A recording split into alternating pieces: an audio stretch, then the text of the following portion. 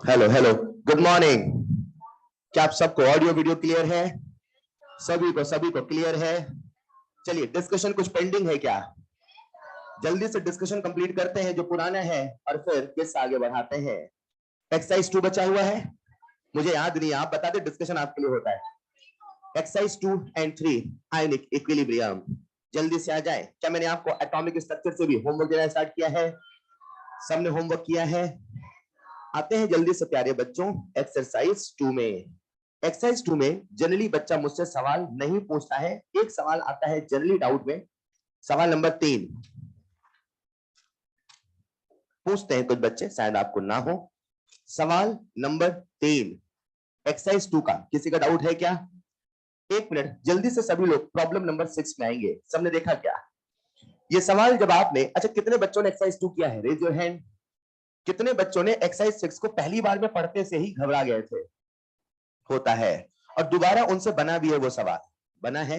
मैं एक्सरसाइज 2 की बात कर रहा हूं। प्यारे बच्चों, जरा इमेजिन करें ये सवाल अगर आपके एग्जाम में आया होता, आप नीट एग्जामिनेशन हॉल में है, सवाल आपके सामने होता, आपको कैसा लगता?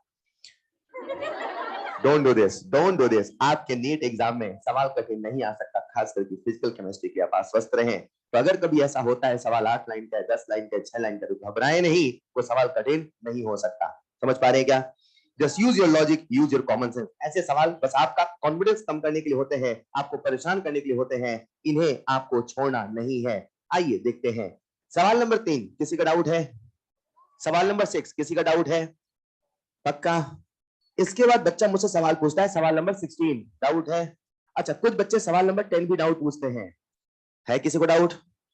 इसके बाद डाउट आता है सवाल नंबर 16। है किसी को डाउट? 16 किसमें? ओके, ठीक है, आ गया है ना आंसर?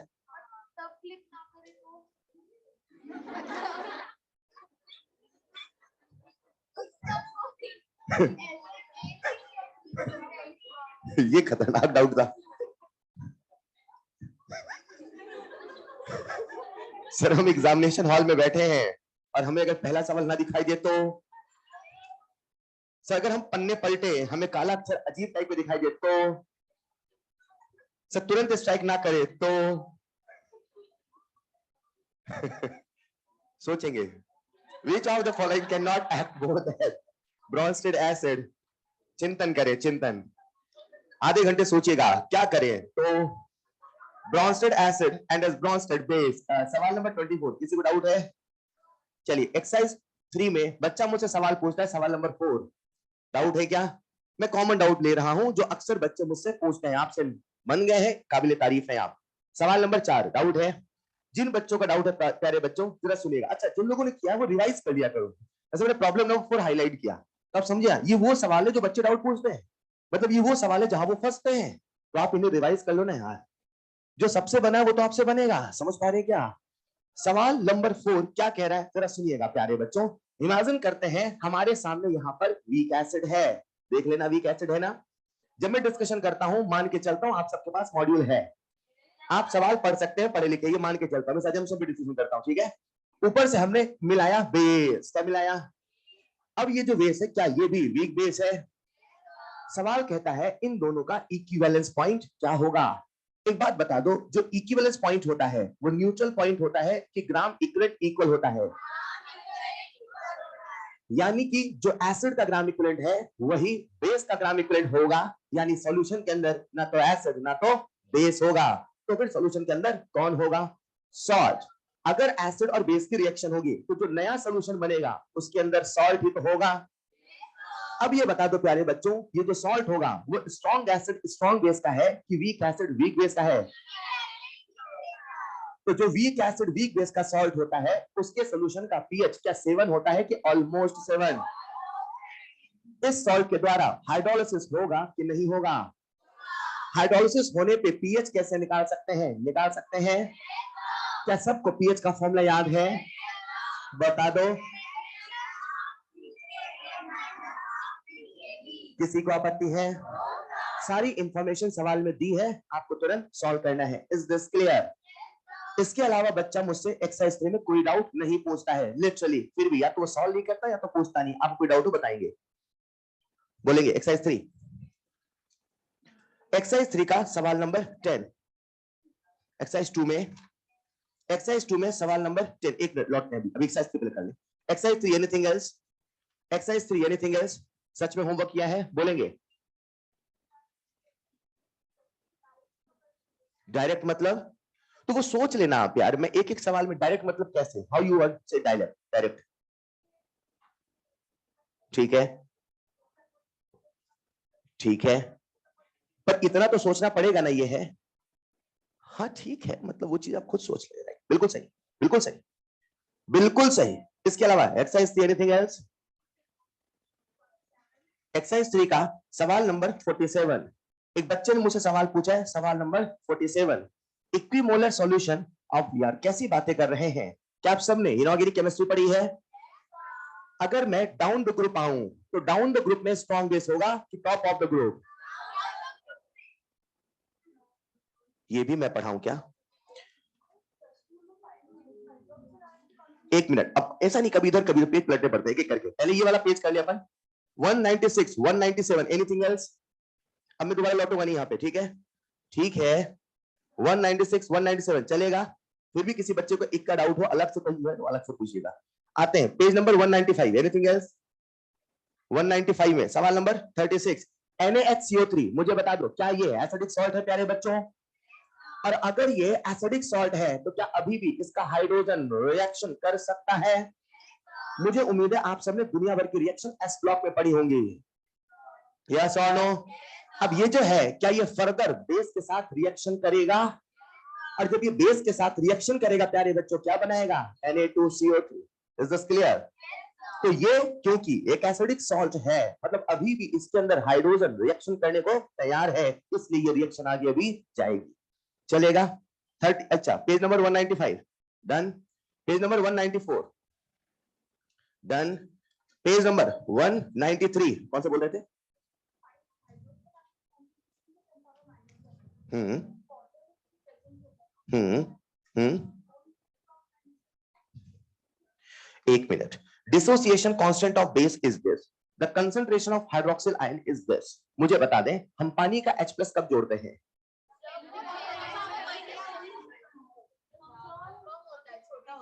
पानी का H+ हमेशा जोड़ते हैं। कब जोड़ते हैं? मिला जवाब क्या? हेलो, अगर आपको याद हो मैंने कहा था पानी का H+ और पानी का OH- भी जोड़ा जाएगा, बशर्ते बशर्ते बशर्ते सॉल्यूशन विल बी डाइल्यूट। आया ना? ठीक है क्या? चलिए इसके अलावा दैट्स इट। हाँ एक्सरसाइज 2 में आ गए। एक मिनट, एक बच्चे का एक और डाउट है एक्सरसाइज 2 का सवाल नंबर 10। मुझे बता दे क्या आप सबने रेडॉक्स पढ़ा है? क्या आप सबने इनऑर्गेनिक केमिस्ट्री पढ़ा है? क्या आप सबने GOC1 पढ़ा है? क्या आप सबने एसिडिक स्टैंड बेसिक स्टैंड के 1000 सवाल किए हैं? बोलो हाँ या ना। H2SO4 और HClO4 में कौन स्ट्रॉन्ग एसिड है? कई लॉजिक है, एक IOC, एक आपने एसिडिक स्टैंड पढ़ा है ऑर्गेनिक केमिस्ट्री में GOC1 में, और एक आपने रेडॉक्स में पढ़ा है on the basis of oxidation stage. मिल जाएगा जवाब? समझ पाए क्या? तो ये जो पॉइंट्स होते हैं इन्हें हम कुछ मान के चलते हैं, आपने पढ़ी है पूरी केमिस्ट्री आप, तो ये आपको समझना पड़ेगा। मतलब वही वाली बात है, अगर यही चैप्टर आप पहली बार पढ़ते तो शायद हम इन सभी पहलुओं पे बात करते, बट आपने ये सब कुछ ऑलरेडी पढ़ा हुआ है। Is this clear? इन सवालों को हम लोग कोर कई बार आयोनिक के सवाल भी नहीं कहते हैं। इसीलिए अगर आपने एक्सरसाइज 2 को ऑब्जर्व किया हो, अभी जो रिसेंट ट्रेंड चल रहा है इसमें ऐसे सवाल बहुत कम देखने को मिलते हैं, बिकॉज ये जो सवाल है इनमें इनऑर्गेनिक केमिस्ट्री भी मिक्स होती है और कई बार इसमें बाकी केमिस्ट्री के लॉजिक भी मिक्स होते हैं। इन्हें हम कहते हैं थ्योरेटिकल आयोनिक। क्या बोलते हैं? समझ पा रहे हैं क्या? This is all about ionic equilibrium. सबने कर लिया है? अब आप सबसे रिक्वेस्ट है, अभी पेपर है तो पेपर के पहले भी आप एक्सरसाइज 1 लगा के जाएंगे। अगर आप सारे सवाल लगा ले बहुत अच्छी बात है, वरना इसमें क्या कर रखा है, टॉपिक बना रखा है, हर टॉपिक के 5-5, हर टॉपिक के एटलीस्ट 10-10, जितना आप मैनेज करके उतना लगा के जाएंगे। Exercise 1 each topic at least 5-5 problem लगा के जाएंगे पेपर के पहले। Is this clear? वो 5 प्रॉब्लम एनी रैंडम सवाल चुन ले या जैसा भी आपके पास टाइम हो 10-10 सवाल चुन ले, ठीक है क्या? चलिए प्यारे बच्चों, बात कर रहे थे हम एटॉमिक स्ट्रक्चर की, शुरू करें क्या? एक बच्चे ने ऑनलाइन में मुझसे एक्सरसाइज 3 का क्वेश्चन नंबर 4 पूछा है, मैंने उसे बता दिया है। जिस बच्चे का डाउट था क्लियर है क्या? हाँ, अब बंद कर दिया मॉड्यूल, क्लास के बाद उसमें जाएगा 20 सेकंड, मैं बताऊंगा, पढ़ूंगा 10 सेकंड। चलिए जल्दी से क्लास में आएंगे, मैं हूं अभी क्लास के बाद ही बता दूंगा, ठीक है। चलिए प्यारे बच्चों, क्या हम सब ने एटॉमिक स्ट्रक्चर शुरू कर दिया था? क्या हम सब बोर ऑर्बिट में आ चुके थे? बहुत बढ़िया। अब जो आज की क्लास है और जो अगली क्लास है, that's very very important as पर एटॉमिक स्ट्रक्चर, एज पर। और हमारा टारगेट होगा प्यारे बच्चों सभी वैल्यूज को याद करना, सभी इंफॉर्मेशन को याद करना। जो मैं याद कराऊंगा बस आपको कोशिश करना है, चलेगा? एक बार आपने सारी वैल्यूज याद कर ली, यहाँ के सवाल, स्पेक्ट्रम के सवाल, मतलब एटॉमिक स्ट्रक्चर के 65% सवाल आपसे ओरली बनेंगे। कैसे बनेंगे? बाकी सब में ओरली ही चलता है, यही पे कई बार हमें फॉर्मूले लगाने पड़ते हैं और कई बार ओरली करने पड़ते हैं। तो ओरली करने के लिए जो मैं सिखाऊंगा सीखना है, सीखेंगे। एक बार मुझे लास्ट लाइन बता दें। चलिए तो प्यारे बच्चों, हमने लास्ट क्लास में कुछ एनर्जीज लेवल लिखे थे, हाँ या ना? जिसमें हमने लिखा था टोटल एनर्जी, काइनेटिक एनर्जी और पोटेंशियल एनर्जी। शुरू करें क्या? वहीं से शुरू करता हूं। एक बार हमें एक टेबल फिर से बनानी है, और ये जो टेबल बनानी है ये सब थोड़ा सा डिटेल बनेगी। देखते हैं आपको कितनी वैल्यूज याद है। ये मान लेते हैं हमारे सामने हाइड्रोजन एटम है। कौन सा एटम है? क्या मैं हाइड्रोजन एटम में बोर का मॉडल लगा सकता हूं? बोर का मॉडल किसी भी एटम में चलेगा, ओनली सिंगल इलेक्ट्रॉनिक। यस और नो? यहां पे हमारे पास न्यूक्लियस है। कौन है? और ये है orbit number 1, number 2, number 4, number 5, number 6, number 7। Yes और नो? क्या आपको इन सब की एनर्जी याद है? पक्का? n बराबर 5, n बराबर 6, n बराबर 7, और ऊपर हमने क्या बोला था? n बराबर इनफिनिट। मैं बच्चों को n बराबर 7 तक याद कराता हूं। अप्रैल के लास्ट में उन्हें 6 तक याद होता है, जुलाई तक उन्हें 4 तक याद होता है, अपना काम चल जाता है।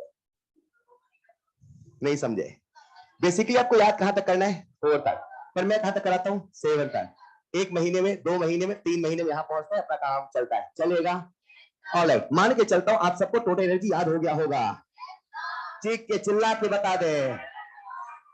-3.4 -1. -0. -0. याद है? ये था हमारा लेवल 1। आप सबको याद हो गया? अब ये ऐसे भी याद होना चाहिए, जैसे आज आपको ऐसे याद है सीक्वेंस में। ऐसे बोलो, what is the energy of hydrogen atom for third orbit? एक सीक्वेंस में याद है 13.6, 3.4 एंड सो ऑन। अब एक नंबर से भी याद होना चाहिए। थर्ड बोलते से ही कहां पहुंच गए? 1. चलेगा? फोर्थ बोलते से कहां पहुंच गए? 0.8 एंड सो ऑन। किसी को आपत्ति है? प्यारे बच्चों, जैसा कि मैंने आपसे कहा था, ये सब के सब एनर्जी लेवल हैं। क्या है ये? इसमें से ये जो आपके सामने दिख रहा है, क्या यहाँ पे एनर्जी सबसे कम है? आपको कैसे पता यहाँ पे एनर्जी सबसे कम है? -13.6, क्या यहाँ पे सबसे कम एनर्जी है? सबसे मैक्सिमम एनर्जी कहाँ होगी? कितनी होगी? क्या यहाँ पे एनर्जी सबको मैक्सिमम दिख रही है? What is the maximum possible energy? 0. What is the minimum possible energy? -13.6 for an electron in an atom. Yes or no? एक बात बता दो, अगर इलेक्ट्रॉन यहां है, कहां है, तो इसकी एनर्जी सबसे कम है कि सबसे ज्यादा है? एनर्जी सबसे कम होना सबसे स्टेबल होता है, सबसे अनस्टेबल? अगर हमने बिल्डिंग माना, क्या माना? एक बंदा ग्राउंड फ्लोर पे है, कहां है, तो उसकी एनर्जी सबसे कम है कि सबसे ज्यादा है? तो क्या इसकी एनर्जी सबसे कम है? क्या ये ग्राउंड फ्लोर पे है? इसीलिए इसे हम लोग कहते हैं ग्राउंड स्टेट। क्या बोलते हैं? तो प्यारे बच्चों सुनना, हम क्या करने वाले हैं। मैं क्या करूंगा, अपने को टेबल बनानी है, राइट? ये जो टेबल होगी इसमें हम बहुत सारे अभी एनर्जी गैप लिखेंगे। सुन ले ध्यान से। इसमें इतना मुझे स्पेस चाहिए, हाफ पेज, 1 पेज, जैसा भी हो। साथ में हम लोग यहाँ कुछ एनालिसिस लिखते चलेंगे। तो जो एनालिसिस होगा उसे अगले पेज में लिखना है, ये जहां स्पेस हो वहां लिखना है। टेबल हमें एक सेपरेट बनाना है। Is this clear? या तो जो टेबल आपने पहले बनाई थी, अगर वहां स्पेस हो तो वहां भी लिख सकते हैं, नहीं हो तो एक टेबल फिर से बनाना है। चलेगा? बनाना शुरू कर दे। सबसे पहले एनर्जी लिखिएगा, केवल टेबल। टेबल पूरा पेज कवर करे, याद रहे। हाफ पेज भी चलेगा, जैसा आप हो। n बराबर 1, n बराबर 2, n बराबर 3, n बराबर इनफाइनाइट। हमें सभी ऑर्बिट्स की एनर्जी याद होनी चाहिए। समझ पाए क्या कि बताऊं मैं? अच्छा मैं बता देता हूं। इमेजिन करते प्यारे बच्चों, ये आपकी कॉपी है, देख रहे हैं सब, आप सभी देख रहे हैं। इसमें क्या करना है, आपको आधे पेज का इस्तेमाल करना है। अगर आपके फॉन्ट बड़े हैं तो पूरा पेज का इस्तेमाल भी कर सकते हैं, स्वादानुसार, इच्छानुसार। अगर आपने आधा पेज का इस्तेमाल किया, इस पेज में हमें 7 लाइनें खींचनी है। सबसे ऊपर हमें n बराबर इनफाइनाइट लिखना है। इसमें हमें बहुत सारे इंफॉर्मेशन लिखनी है। जितनी भी मैं थ्योरी बताऊं उसे आप इधर लिखेंगे, टेबल इधर, थ्योरी इधर। अगर आपने टेबल इधर बनाई तो थ्योरी इधर लिखेंगे। क्लियर है? अरे क्लियर है? सभी यात्रीगण सीट बेल्ट बांधने शुरू हो जाए।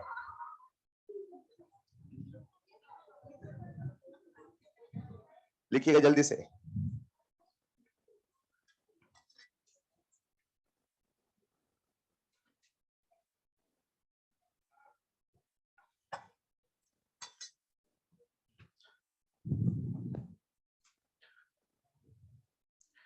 तो जब कभी इलेक्ट्रॉन अपने मिनिमम एनर्जी स्टेट में होता है उसे बोलते हैं ग्राउंड स्टेट। क्या बोलते हैं? अब ये जो ग्राउंड स्टेट है ये कहां लिखेंगे आप? नहीं, कहां लिखेंगे? हाँ, बहुत बहुत टैलेंटेड है ना? ये सारी थ्योरी जो है वहां लिखना है, ठीक है? तो टेबल में भी है और उधर भी लिखना है, दोनों चीजें साथ में चलती रहेंगी। धीरे धीरे करके इस पूरे डायग्राम को, इस पूरे टेबल को हम फिल करेंगे। सबने बना लिया होगा? हमारे सामने टोटल 7 तक एनर्जी लेवल लिखे हैं। जैसे मैंने आपसे कहा अपना काम 4 तक चलता है, लेकिन मैं जानबूझ के 7 तक याद कराता हूं। इतना दिमाग पे जोर देते देते देखना आपको 4 तक कैसे याद होगा। सबने कर लिया होगा? चलिए प्यारे बच्चों, अब टर्म पे लिखिएगा नंबर 1 ग्राउंड स्टेट। तो मुझे बता दे ग्राउंड स्टेट का मतलब फील कर पाए क्या? मिनिमम एनर्जी स्टेट की मैक्सिमम एनर्जी स्टेट? क्या वो हमेशा n इक्वल टू 1 ही होने वाला है? लिखेगा first star. Ground state n equal to 1, ground state n equal to 1। प्यारे बच्चों, इलेक्ट्रॉन अगर n बराबर 1 पे है और इमेजिन करते हैं उसे n बराबर 2 पे जाना है, कहां जाना है? बोर्ड साहब ने कहा था इलेक्ट्रॉन अगर किसी ऑर्बिट में है तो वहां इसीलिए है क्योंकि वहां रहने के, ये कुछ ऐसा है। एक बंदा अगर सेकंड फ्लोर पे है तो वो इसीलिए है क्योंकि उसकी पोटेंशियल एनर्जी 200 है। मैं 100 का मल्टीपल मान रहा हूं। अगर सेकंड फ्लोर तो पोटेंशियल एनर्जी, या उल्टा सोचो, अरे कितनी पोटेंशियल एनर्जी है? 200 पक्का सेकंड फ्लोर। यस और नो? एनर्जी से फ्लोर, फ्लोर से एनर्जी, क्या हम रिलेट कर सकते हैं? वही कंसेप्ट यहां लगाओ। इस इलेक्ट्रॉन को ऊपर वाले फ्लोर पे जाना है, कहां जाना है? सच में ये ऑर्बिट है पर इसे हम रिलेट कर रहे हैं फ्रॉम बिल्डिंग, राइट?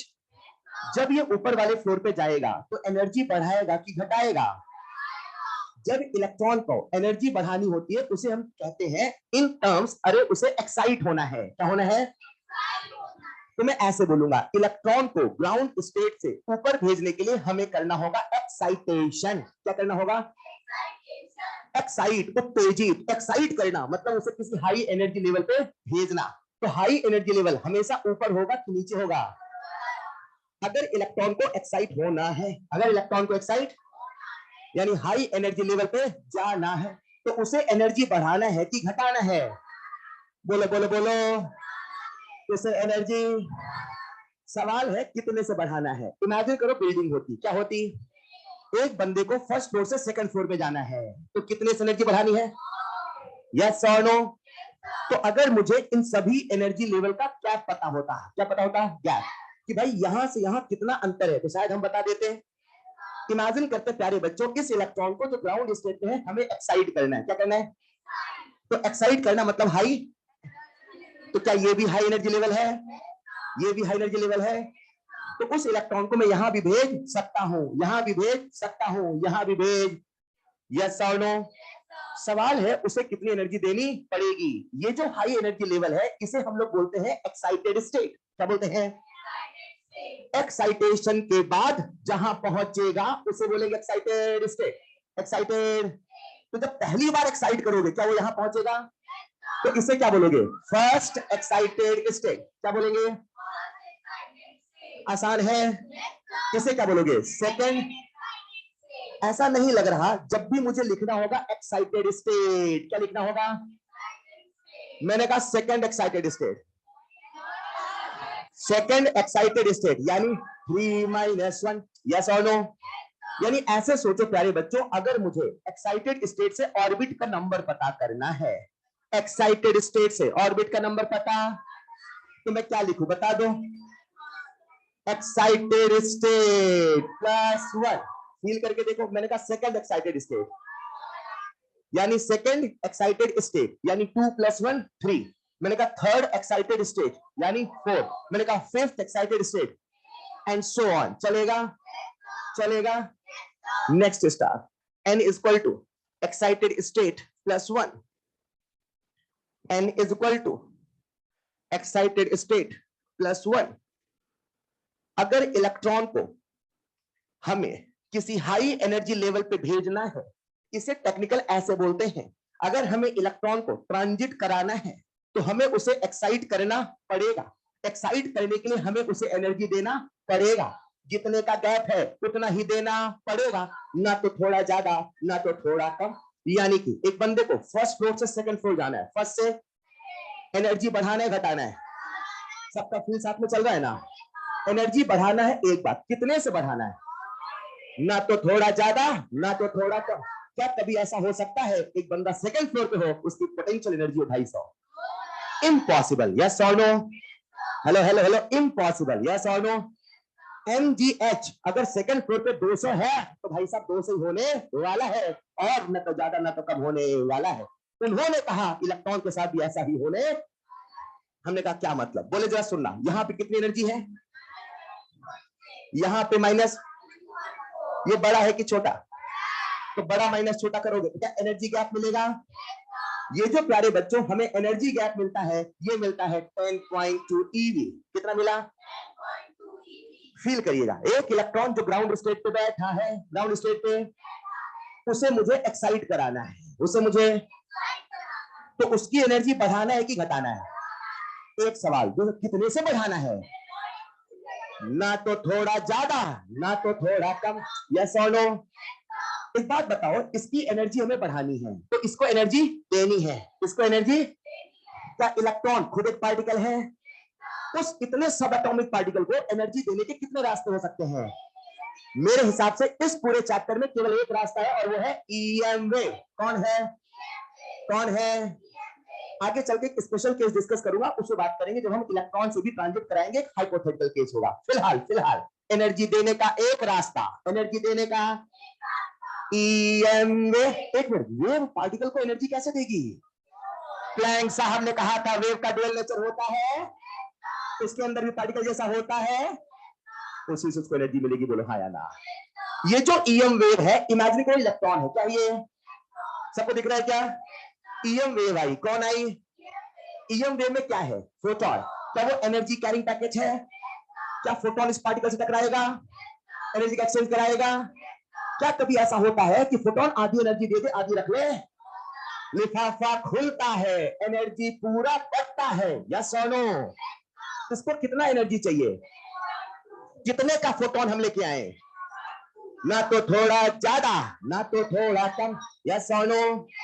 क्योंकि बोर साहब ने कहा 1 के बाद 2 है, बीच का कोई सिस्टम यहीं पहुंचेगा, उसके लिए कितना एनर्जी चाहिए? 10.2 ना तो 10.1 ना तो 10.3, ना तो थोड़ा ज्यादा ना तो थोड़ा कम। Is this clear?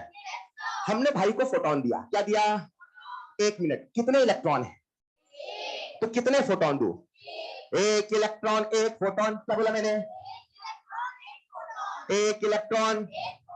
अगर एक इलेक्ट्रॉन होगा उसे कितने फोटोन दोगे? एक फोटोन, चलेगा।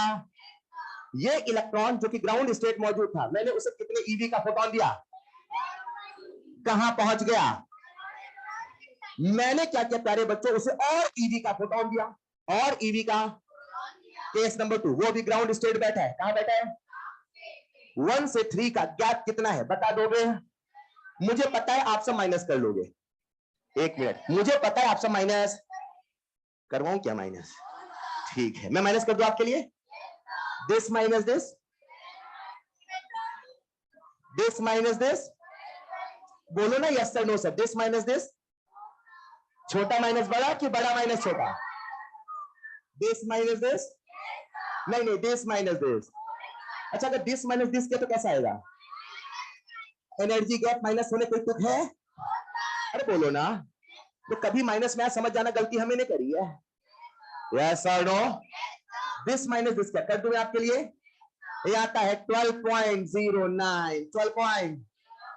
इमेजिन करते हैं एक इलेक्ट्रॉन है ग्राउंड स्टेट पे, कहां है? एक फोटोन आया 12.09, एक फोटोन आया 12.09 ईवी का, एक फोटोन आया 12 क्या इलेक्ट्रॉन से टकराएगा? लिफाफा खुलेगा, एनर्जी मिलेगा, इलेक्ट्रॉन एक्साइट होगा, कूद के जाएगा, कहां जाएगा? जितने का गैप है उतना ही मिला है। क्या बोला मैंने? तो वही पहुंचेगा जितने का गैप, वही पहुंचेगा जितने का 12.10 आता। 12 लेट्स इमेजिन कितना आया? 12 इससे बड़ा हुआ छोटा हुआ? इलेक्ट्रॉन से आया, टकराया, इलेक्ट्रॉन से आया, इलेक्ट्रॉन को कितनी एनर्जी मिली? अब वो 12.1 जो लिया, थोड़ा हाइपोथेटिकल इमेजिन करना, वो कूद के गया, यहां पहुंचा, यहां पहुंचा, क्या यहां पे कुछ है? क्या कहेगा? यहां तो वैकेंट स्पेस है, चलो चलो चलो नीचे। जितने का गैप है उतना ही चाहिए, ना तो थोड़ा ज्यादा। तभी कहते हैं जितने का गैप है, अगर उससे का ज्यादा का फोटोन टकराया या उससे कम का फोटोन टकराया तो कुछ होने वाला। एक सवाल पूछ लो क्या? हाइड्रोजन का एटम है, कौन सा एटम? दो एनर्जी गैप याद हुआ आपको? एक फोटोन 10 ईवी का टकराया, 10 ईवी का, इलेक्ट्रॉन कहां गया? यूं आया, टकराया, एनर्जी मिली, मगर मगर मगर जितने का गैप था, जितने का उतना नहीं था, उतना नहीं था, इसलिए कुछ होने वाला नहीं है। हाँ, ऐसा कह सकते हो, हल्का सा इलेक्ट्रॉन में वाइब्रेशन होगा, लेकिन उसका नेट एक्साइटेशन होगा। Is this clear? एक सवाल और पूछ लो क्या? मान लो इसे एनर्जी मिली 11 ईवी की। कितने ईवी की? इलेक्ट्रॉन अभी कहां है? साथ में बोलो, तो मजा नहीं आएगा, याद रहे। ग्राउंड स्टेट में इलेक्ट्रॉन है, उसे एनर्जी मिली 11 ईवी की। कितने ईवी की? बताओ। 11 ईवी का फोटोन आया, लिफाफा खुला, एनर्जी मिला। तो ऐसा हो सकता है वो फोटोन 10.2 दे और 0.8 बचा ले? वो फोटोन है, वो पार्टिकल नहीं है, वो फोटोन है, वो पार्टिकल। लिफाफा खुलेगा, एनर्जी बटेगा। कितने का लिफाफा था? कितना एनर्जी मिला? इलेक्ट्रॉन क्या एक्साइट होगा? एक मिनट, एक्साइट होके कहां जाएगा बताओ जरा? या तो यहां जाता या तो यहां जाता, लेकिन वो कहां पहुंचा? हाइपो इमेजिन करो, यहां पे। क्या यहां पे कुछ है? तो क्या वो वहां रुकेगा? कहां आएगा? अब एक बच्चा मुझसे कहता है सर जो वहां से गिरा यहां नहीं रुक सकता था। भैया ये बिल्डिंग नहीं है ना, छत नहीं बनी ऐसे इलेक्ट्रॉन आया, अरे हाँ इस फ्लोर पे आ गए। ये सब हाइपोथेटिकल है। धरती चारों तरफ घूम रही तो ऐसे रिंग बना के घूम रही, क्या हमें दिखता? अच्छा ये रिंग, अरे धरती जो पीछे हो रिंग से। अरे बोलो ना यार, ऐसा कोई सच में फ्लोर बना नहीं है, ये सब हमारी कल्पना में है। बोलो हाँ या ना? तो इलेक्ट्रॉन ने फील तो किया, थोड़ा चलो ऊपर चलते हैं बस इमेजिन के लिए, लेकिन उसे पता चला ऊपर कुछ है ही नहीं, तो वो कहां आएगा? नीचे, यानी कुछ होने वाला। फिर मैं कहूंगा जितने का गैप है, जितने का उतना ही चाहिए, ना तो थोड़ा ज्यादा। इन द सेम में प्यारे बच्चों, 1 और 4 का जो गैप होता है, एक मिनट बताओ, 1 2 का गैप, अब आधे बच्चे याद नहीं कर रहे हैं। 1 3 का गैप, अब मुझे बताओ इसका गैप बड़ा होगा कि छोटा होगा? मैं बता दूं वो कितना होता है, वो होता है 12.75। 12 मजे की बात ये नहीं बड़ा है, मजे की बात ये है बड़ा कितना है। इमेजिन करना, 1 से 2 का कितना गैप था? 10 ले लो, 10 ले लो। तो 1 से 3 का कितना होना चाहिए? एक जनरल, अगर बिल्डिंग होती, मान लो बिल्डिंग होती, बिल्डिंग, तो अगर 10 है तो फिर 10 का चेंज करते हैं। पर क्या सच में 10 का चेंज है? कितने का चेंज है? 10 में कितना जोड़ दो 12 मिल जाए? 2। यानी 1 से 2 में अगर 10 का चेंज है तो 2 से 3 में 10 का चेंज नहीं है, केवल 2 का चेंज है। बोलो हाँ या ना? तो अगर कोई बच्चा किसी एटम को एज अ बिल्डिंग इमेजिन करना चाहता है, अगर कोई बच्चा किसी एटम को एज अ, तो अगर वो बिल्डिंग इमेजिन करना चाहता है तो जो एटम अगर बिल्डिंग होगी, वो कहते हैं ना अगर ये दुनिया ये होगी, वही वाली बात है। अगर एटम एक बिल्डिंग होगा, अगर एटम एक, तो उसका जो फर्स्ट फ्लोर है वो ऐसे होगा, तो बाकी सारे के सारे फ्लोर यहीं पे खत्म होने वाले। नहीं समझे? मतलब ये जो बिल्डिंग है कुछ कोनिकल टाइप की होने वाली है। कैसे होने वाली है? फील करते हैं। 1 से 2 का कितना गैप है? 10.2। 10.2 का आधा? एक मिनट, ये बताओ मुझे, n बराबर 1 की एनर्जी, n बराबर 2 की एनर्जी, 1 से 2 का गैप, 2 से इनफाइनाइट का गैप। माइनस ना करोगे तो मजा ना आएगा, मैं कह रहा हूं। बोलते चलो माइनस कर दो, ये नंबर है, नंबर से रेजिस्टेंस है मात्रा। -3.40 कितने का गैप है? मतलब 2 से इन्फिनिटी तक टोटल कितना है, और 1 से 2 कितना है, 1 से 2 अकेला सब पे भारी नहीं है। 1 से 2 अगर 10.2 है तो बाकी सब कुछ 3.4 है। 10.2 का आधा 5.1 है, उससे भी कम। मैंने सही ग्राफ तो बनाया है। अगर एटम एक बिल्डिंग है, क्या बोला मैंने, एटम बिल्डिंग है, रिलेट कर रहे हैं, कोरिलेट कर रहे हैं, उस छोटी सी चीज को हम अपनी बनाई दुनिया में मिला रहे हैं। अगर एटम एक बिल्डिंग है तो शायद वो बिल्डिंग ऐसी नहीं, शायद वो बिल्डिंग ऐसी होगी। फर्स्ट फ्लोर ऐसा होगा तो सेकंड फ्लोर ऐसा होगा, थर्ड फ्लोर ऐसा होगा, फोर्थ ऐसा होगा, फिफ्थ के बाद फोर्थ फ्लोर दिखेगा ही नहीं। अरे हाँ या ना, मतलब आसमान तक छूने वाली बिल्डिंग। समझ पा रहे हो क्या? जरा सुनिएगा प्यारे बच्चों, जब इलेक्ट्रॉन ग्राउंड स्टेट से एक्साइट होगा, ग्राउंड स्टेट से, तो जितने का गैप है उतना ही एनर्जी लेगा, ना तो थोड़ा ज्यादा ना तो थोड़ा कम। इन द सेम वे, क्या आप मुझे 1 से 4 का गैप बता सकते हो? 1 से 4 का जो गैप होता है प्यारे बच्चों, मैं बता देता हूं, ये 13.06 कितना होता है। इन द सेम वे 1 से 5 का जो गैप होता है वो होता है 13.22, और 1 से इनफिनिट का जो गैप होगा कितना होगा, बता दो बता दो। यस और नो? एक सवाल मैं आपसे पूछ लूं, अब देखना सवाल कैसे बनेंगे, ये सब मैं अंग्रेजी बोलूंगा आगे बस चल के। एक इलेक्ट्रॉन जो कि ग्राउंड स्टेट पे है, एक इलेक्ट्रॉन यहां है, ग्राउंड फ्लोर वही हुआ ना। एक इलेक्ट्रॉन जो कि ग्राउंड स्टेट पे है, उससे एक फोटोन टकराया 10.2 eV का। 10 पॉइंट कहां पहुंचेगा, orbit number, cell number, cell का नंबर नहीं था, नाम था। अरे हाँ या ना, सेल का नंबर नहीं, सेल का नाम था। समझ पा रहे क्या? Excited state number, excited state number, first excited state यानी कि सेकंड ऑर्बिट यानी कि एल सेल। यस और नो? एक बात बताओ, इलेक्ट्रॉन ऊपर क्यों गया? एनर्जी देने का रास्ता EM वे, उसमें कौन है, फोटोन। कितने का फोटोन मिला, 10.2। क्या वो हाई एनर्जी लेवल पे चला गया? क्या वो वहां जाके खुश होगा? एनर्जी बढ़ने से खुशियां मिलती है, क्या वो खुद डिस्कवरी करना चाहेगा? एनसीईआरटी कहता है, कौन कहता है?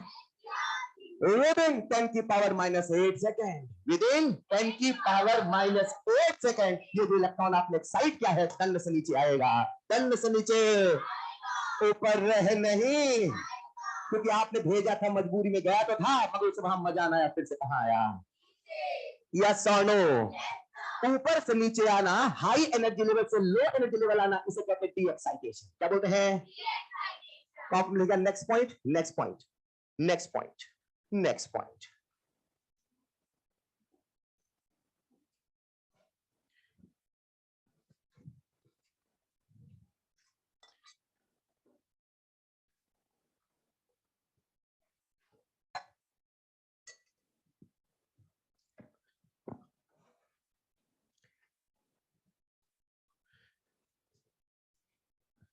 यहां लिखना, अगर एटम एक बिल्डिंग होता तो ऐसा ही होता।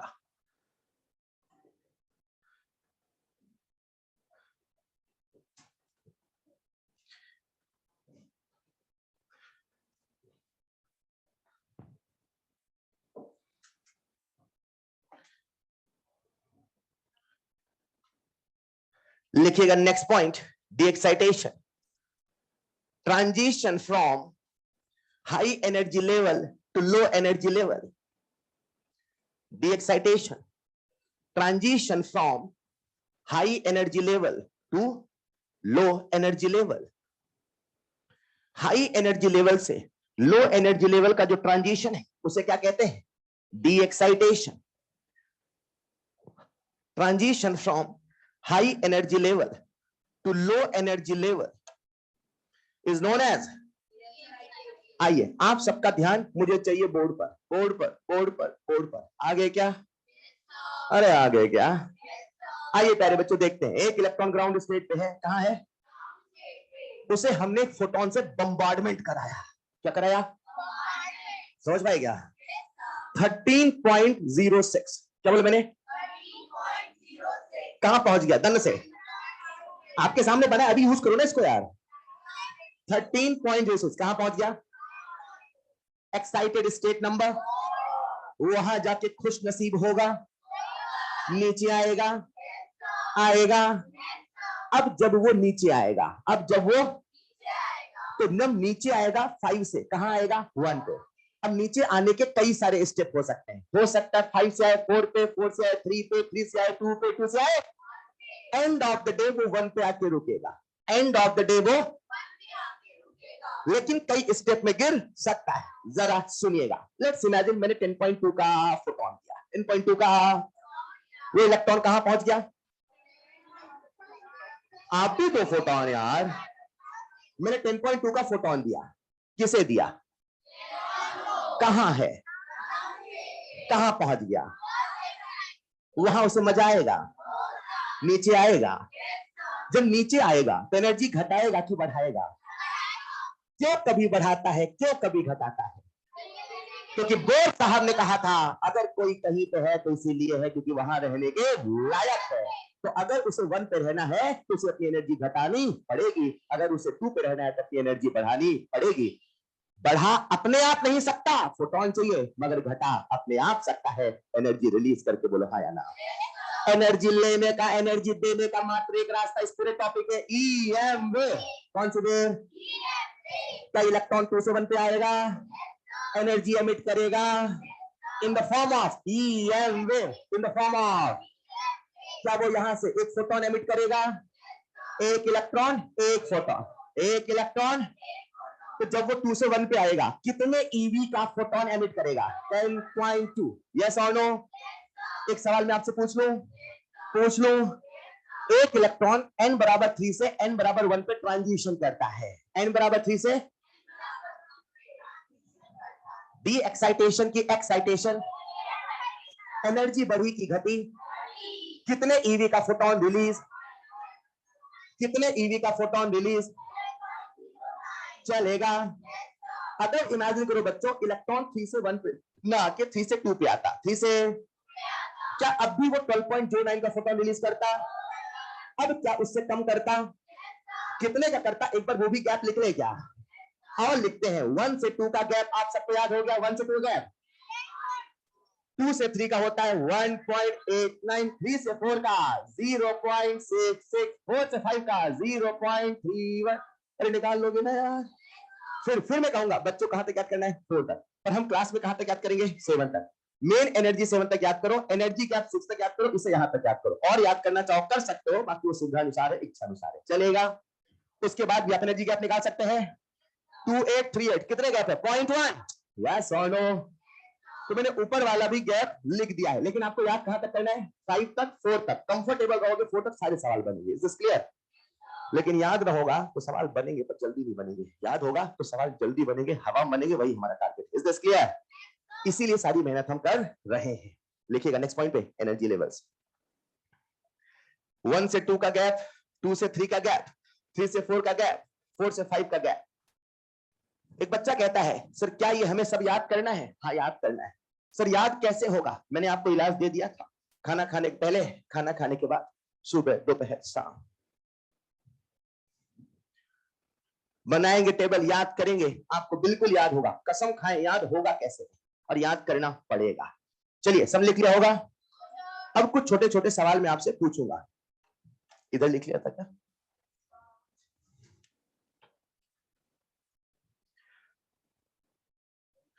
इमेजिन करते प्यारे बच्चों, जो इलेक्ट्रॉन है वो ग्राउंड स्टेट पे है। कहां है? बताओ उसकी एनर्जी कितनी है? -13.6। यस और नो? उस इलेक्ट्रॉन को मुझे भेजना इनफाइनाइट पे। कहां भेजना है? तो मुझे बताओ एनर्जी देनी पड़ेगी कि रिलीज होगी? नीचे से ऊपर देनी पड़ेगी, ऊपर से नीचे देने का रास्ता, रिलीज होने का रास्ता मात्र एक, EM वे, एक इलेक्ट्रॉन। आसान है। इस इलेक्ट्रॉन को हमने 0 से इंफिनिटी पहुंचा दिया। 0 से इंफिनिटी कितनी एनर्जी देनी पड़ेगी? 13 पॉइंट। प्यारे बच्चों इसे हम लोग कहते हैं आयोनाइजेशन एनर्जी। क्या कहते हैं? एक सवाल मैं आपसे पूछ लूं, हाइड्रोजन एटम का किसका, what is the ionization energy? 13.6 plus कि माइनस? क्यों प्लस? आयनाइजेशन एनर्जी हमेशा देनी पड़ती है, कभी रिलीज नहीं होती है। यस और नो? जब भी आयनाइजेशन आएगा इलेक्ट्रॉन को कहां से कहां हटाना है, बोलो? ग्राउंड स्टेट से इंफिनिटी। यस और नो?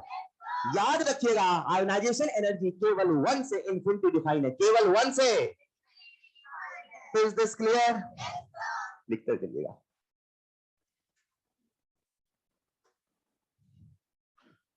जहां आप थ्योरी लिख रहे थे नेक्स्ट स्टार बनाइएगा।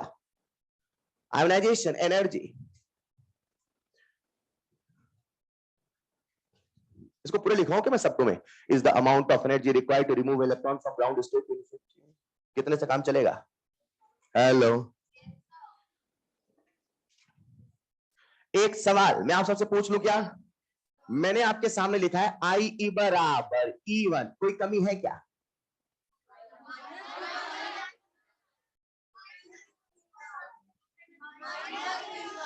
E1 कितना है? आई ई कितना है? माइनस में लगा दो।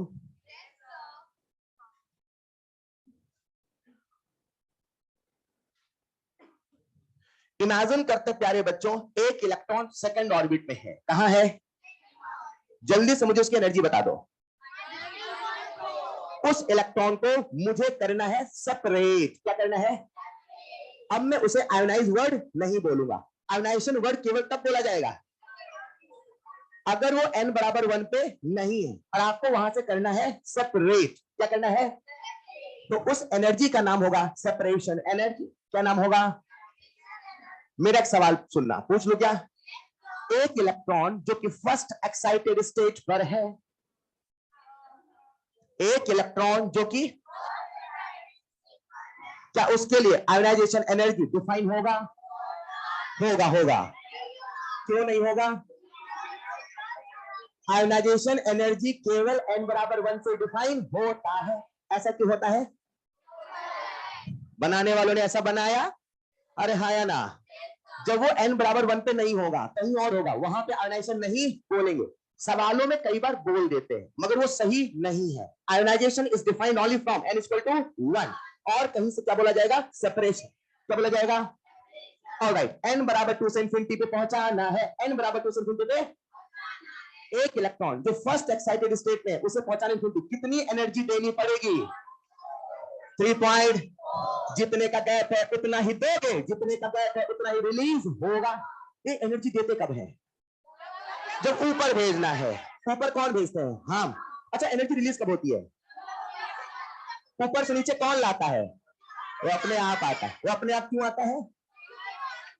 क्योंकि वो अनस्टेबल से स्टेबल होना चाहेगा। Is this clear? जितने का गैप है उतना ही अब्सॉर्ब, जितने का गैप है उतना ही रिलीज, ना तो थोड़ा ज्यादा ना तो थोड़ा कम। Is this clear? मैं आपके सामने लिख रहा हूं सेपरेशन एनर्जी। क्या लिख रहा हूं? अच्छा एक बात बता दो, सेपरेशन एनर्जी में एनर्जी देनी पड़ेगी रिलीज होगी? ये प्लस होगा माइनस? मैंने इलेक्ट्रॉन को 2 से हटाया, कहां से हटाया? क्या ये फर्स्ट एक्साइटेड स्टेट है? तो इसे हम लोग बोलेंगे फर्स्ट सेपरेशन एनर्जी। क्या बोलेंगे? तो फर्स्ट सेपरेशन एनर्जी मतलब कहां से हटाना है? n बराबर 2। ये क्या लिखा है? n1 बराबर, n1 का मतलब इनिशियल स्टेज, n1 का मतलब। अब इसे कहां भेजना है? इंफिनिटी। उस प्रोसेस की जो एनर्जी है उसी का नाम है सेपरेशन एनर्जी। क्या नाम है? अब पूरी क्लास बोलेगी, पूरी क्लास लिखना नहीं है। सेकंड सेपरेशन एनर्जी कहां से कहां? n1 बराबर n2 बराबर थर्ड सेपरेशन एनर्जी। पक्का? किसी को आपत्ति है? नेक्स्ट पॉइंट,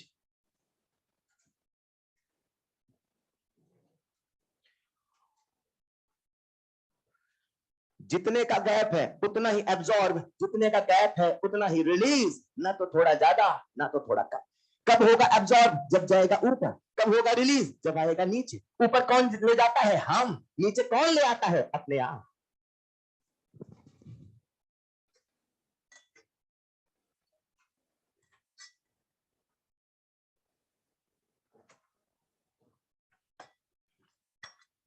लिख लिया होगा, लिख लिया होगा।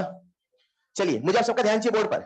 मान लो एक इलेक्ट्रॉन ग्राउंड स्टेट पे, कहां है, मुझे उसे कराना है एक्साइट। क्या कराना है, क्या कराना है, तो ग्राउंड स्टेट पे जब एक्साइट कराऊंगा तो हाई एनर्जी लेवल पे ले जाऊंगा कि लो एनर्जी पे। अच्छा, ग्राउंड स्टेट से लो एनर्जी लेवल, खुद न्यूक्लियस, और वहां पक्का ना कि डाउट है आपको। खैर, अब हमने एक्साइट किया, क्या किया, क्या किया। अब जरा ध्यान सुनना, मेरे पास एक इलेक्ट्रॉन था जो कि ग्राउंड स्टेट पे था। कहां था, मन की कल्पना से हमने एक ऑर्बिट बनाया, बना लो, वो है ग्राउंड स्टेट। क्या है, उसे हमने 10.2 eV का फोटोन दिया। कितने का फोटोन मिला, इलेक्ट्रॉन क्या करेगा, कहां पहुंच गया, वहां रुकेगा, नीचे आएगा। ध्यान से सुनना मेरा सवाल, राइट। 2 से 3 का गैप कितना है, अभी टेबल देख लो, ऐसे देख रहे कुछ बच्चे, अरे देखो ना यार, नंबर से इतना डर लगता है। हाँ, 2 से 3 का गैप कितना है। अब इलेक्ट्रॉन 2 पे था, कहां था, आपने कहा भाई तुझे मैं 3 पे भेजूंगा, कहां भेजूंगा, आपने दंड से दूसरा फोटोन भेजा 1.89 का, कितने का। मैं आपसे पूछता हूं, जो 1.89 का फोटोन आके टकराएगा, वो इलेक्ट्रॉन ऊपर जाएगा कि नीचे रहेगा। गलत, आपके टकराने के पहले वो नीचे आएगा।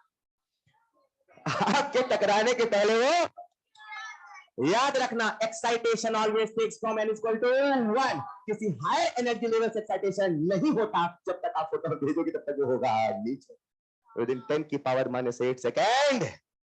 अरे नहीं समझे। Next point, excitation. Excitation always takes place, excitation always takes place from n equal to 1। ये जो मैंने आपको पॉइंट बताया, ये एक्सपेरिमेंटल पॉइंट, जिसे हम स्पेक्ट्रम में प्रूव करते हैं। लेकिन जब सवाल बनाने वाले होते हैं वो बड़े काल्पनिक व्यक्ति होते हैं, तो कभी ऐसा पूछ देते हैं, calculate the amount of energy required to excite electron from 2 to 3। जान लेना बस सवाल है, इसमें कोई वास्तविकता। हेलो, अगर कभी एक्साइटेशन होगा, अगर कभी एक्साइटेशन, वो हमेशा कहां से होगा, n बराबर 1 से, n बराबर, चलो एक्साइट करते हैं, करें क्या।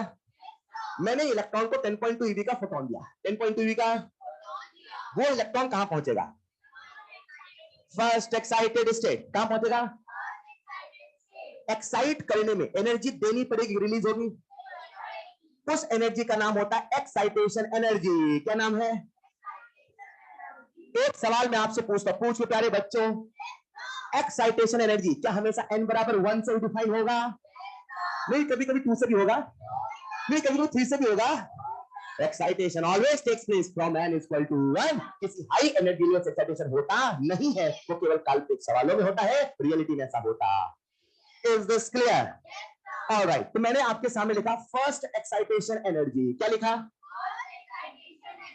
यानी यानी यानी यानी उसे मुझे एक्साइट करके पहुंचाना है n बराबर 2, या फर्स्ट एक्साइटेड स्टेट पे, फर्स्ट एक्साइटेड, तो मुझे बताओ n1 will be, n2 will be, बहुत बढ़िया, सेकेंड एक्साइटेशन एनर्जी, n1 बराबर 2, excitation always takes place from 1, n1 बराबर 1 to n2 बराबर, मतलब जो भी एक्साइटेशन एनर्जी है उससे एक n ज्यादा चलेगा। Next point, next point, excitation energy.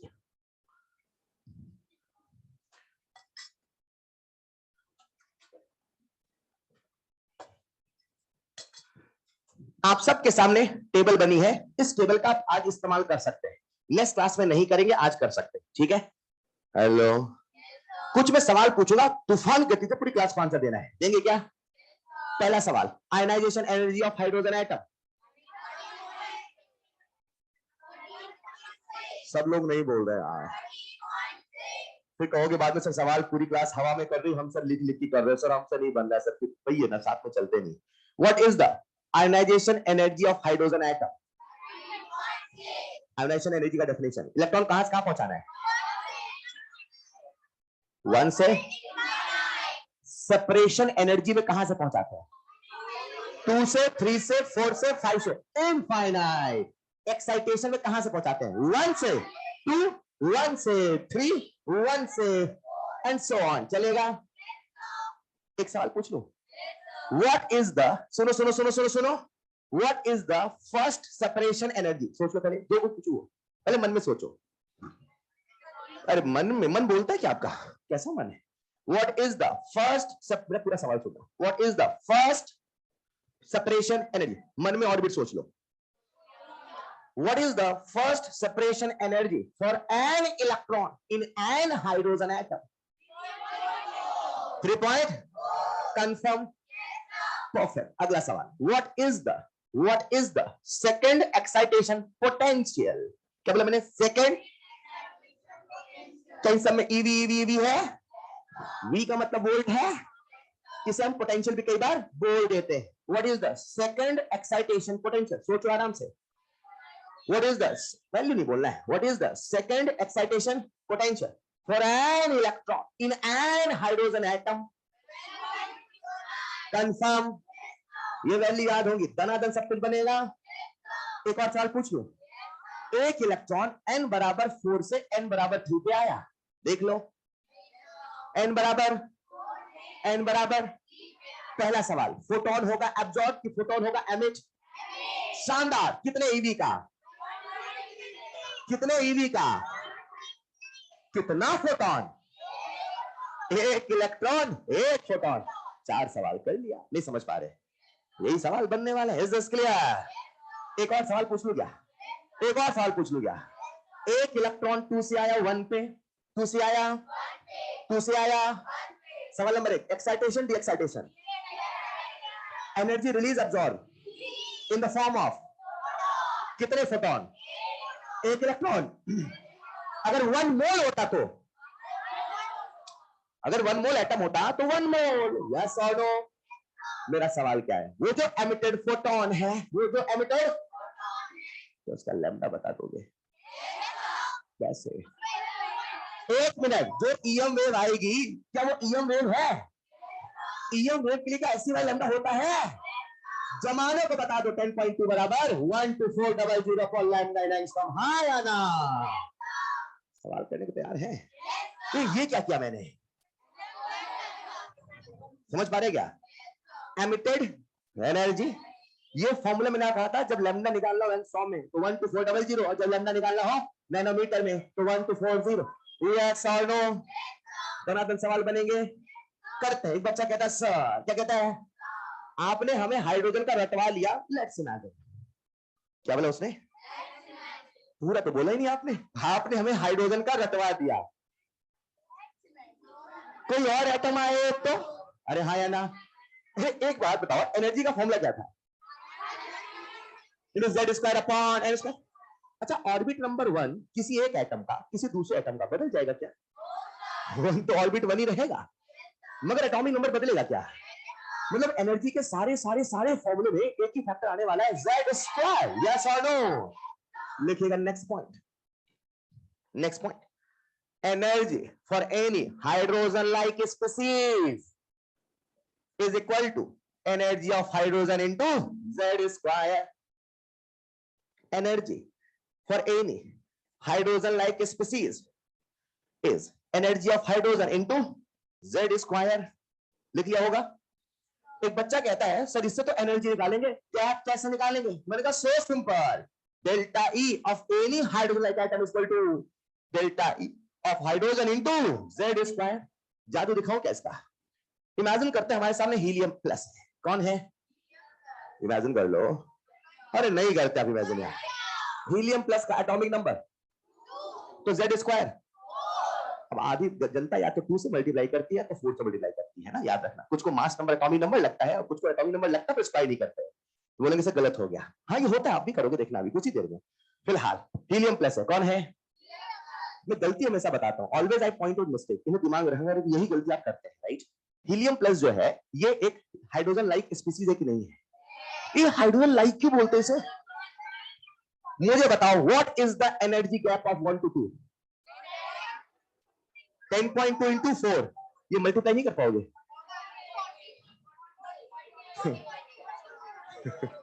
अब यही है थोड़ा सा कठिन, इसमें ना मल्टीप्लाई करना पड़ेगा जल्दी जल्दी।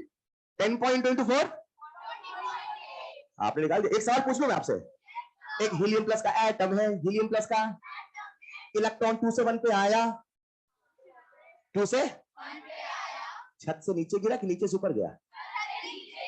एनर्जी एमिट होगी, अब्सॉर्ब होगी in the form of what is the wavelength of photon? बता दोगे? अप्रोच बताओ। 40.8 बराबर 12400 अपॉन, आपने पढ़ लिया रेडबर्ग फॉर्मूला है? क्या पढ़ लिया? अभी बताता हूं कुछ देर में। समझ लिया क्या? एक बच्चा कहता सर, क्या कहता है, आपने हमें 1 से 2 का, 1 से 3 का, 1 से 4 का लेट्स इमेजिन रटवा दिया। क्या बोला उसने? 1 से 2 का, 1 से 3 का, 1 से 4 का, 1 से 5 का लेट्स इमेजिन। सो अगर 9 से 10 आया तो मैंने कहा पहली बात तो सवाल बनाने वाला भी समझदार है। जब दुनिया की हर सस्ती किताब में 4-5 तक लिखा है तो 8 से 9 क्यों पूछेगा? पहली बात। अरे हाँ या ना? और कल को अगर पूछ भी देता है तो अपन निकाल लेंगे। कैसे निकालेंगे? Next point, how to calculate energy gap. How to calculate energy gap between any two energy level. How to calculate energy gap between any two energy level. How to calculate energy gap between any two energy level? आप सबका ध्यान board पे। मान लेते हैं ये है N1, ये है N2, जो मैं ऊपर बनाऊं उसे क्या मानना है? High energy level. क्या मानना है? जो फ्लोर ऊपर होगा उसकी एनर्जी ज्यादा कि कम? तो फिर यहां तरफ की सोच रहे हो। जो ऑर्बिट ऊपर होगा उसे क्या मानना है? तो क्या N2 हाई एनर्जी लेवल है? क्या N1 लो एनर्जी लेवल है? क्या इसकी एनर्जी निकाल सकते हो? जमाने को बता दो formula, -13.6 into z square upon n1 square minus 13.6 into z square upon n2 square. Yes और नो? क्या हम एनर्जी गैप निकाल रहे हैं? क्या हम बड़ा माइनस छोटा करेंगे? करेंगे। बोलो बड़ी वैल्यू क्या है? सीधे लिख दो, मैं सीधे लिख दो। डेल्टा ई बराबर, सुनना डेल्टा ई बराबर -13.6 into z square upon n2 square minus minus plus 13.6 z square पर। यस और नो? कॉमन लेके बताओ।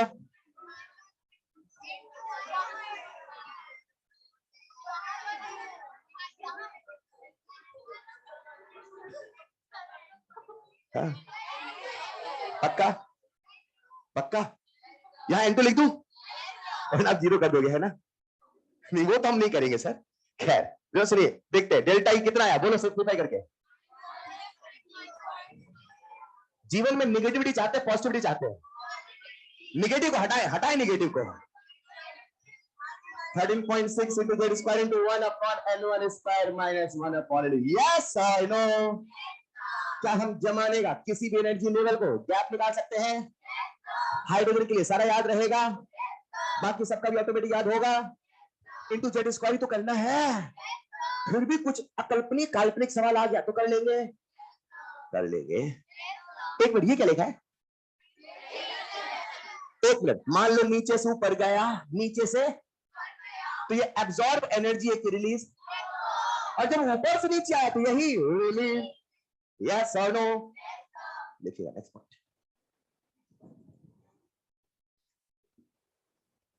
सबने डायग्राम बना लिया होगा, एनर्जी लेवल सारा लिख लिया है। अब मैं मिटाऊंगा, अब आपको अपनी कॉपी भरोसे में चलना पड़ेगा। और मिटा दूं,